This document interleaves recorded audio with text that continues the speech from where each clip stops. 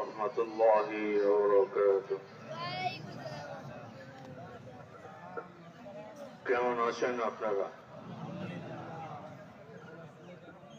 আমি প্রচন্ড অসুস্থ, দাঁড়ায় থাকার কোনো ক্ষমতা আমার নাই। আমি চিন্তাও করতেছিলাম না যে আমি আসতে পারবো কিনা। মাথাটা প্রচন্ড ঘোরা, বমি বমি ভাব, শ্বাস বুক থেকে বাইর করতে পারতেছি না। আপনাদের কাছে দোয়া চাই, আল্লাহ যেন আমাকে সুস্থ করে দেয়। আপনারা সবাই আসেন তো ভালো। আপনাদেরকে দুইটা কথা বলি, আমরা নামাজে দাঁড়ায় যাবো ইনশাআল্লাহ। প্রথমে জানাতে চাই, থামতি দরবার শরীফের পক্ষ থেকে সবাইকে ঈদ মোবারক। একসাথে ঈদ মোবারক, ঈদ মোবারক।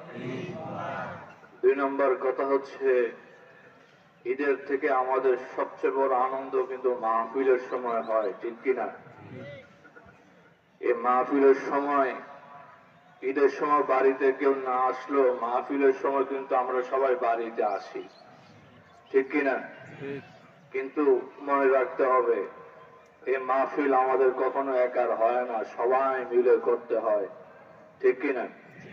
তাই যারা আছেন তাদেরকে আমি অনুরোধ করব, ঈদের সময় যারা বাড়িতে আসেন, এখানে যারা ঈদের নামাজ পড়তে আসেন, কেন আসেন?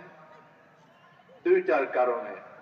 এক, ধামতি দরবার, ধামতি মাদ্রাসার মাঠ, ঠিক কিনা? 2 নাম্বার বিষয় হচ্ছে, এই মাঠ, এই মাদ্রাসা, এই মার্কাজ আমাদের সকলের, এই জন্য, ঠিক কিনা? এই জন্য আমি চাইব, মাহফিলের সময় আমরা গ্রামের মানুষরা, দূর দূরান্তরা মানুষরা একসাথে হাতে হাত মিলে ইনশাআল্লাহ এই মাহফিল চালাবো ইনশাআল্লাহ। পাশে থাকবো তো ইনশাআল্লাহ? না থাকবো না? না দূরে দূরে গিয়ে খালি বদনাম করবো? এরকম করব? মানুষের বিপদ বলা যাবে, মানুষের সাথে অন্যায় করা যাবে, মারামারি করা যাবে? এই ঈদের দিন আমরা সব কিছু ভুলে গিয়ে মাহফিল দরবার পরিচালিত করব আমরা একসাথে ইনশাআল্লাহ। করবো তো ইনশাআল্লাহ? হাত তুলে দেখান। নারে তাকবীর, নারে তাকবীর। শান্তি দরবার শরীফ, শান্তি দরবার শরীফ। সবার কাছে তো আছে, আবারও জানিয়ে দিচ্ছি, ধামতি দরবার শরীফের পক্ষ থেকে ঈদ মোবারক, ঈদ মোবারক, ঈদ মোবারক। আসসালামু আলাইকুম ওয়া রাহমাতুল্লাহি ওয়া বারাকাতুহু।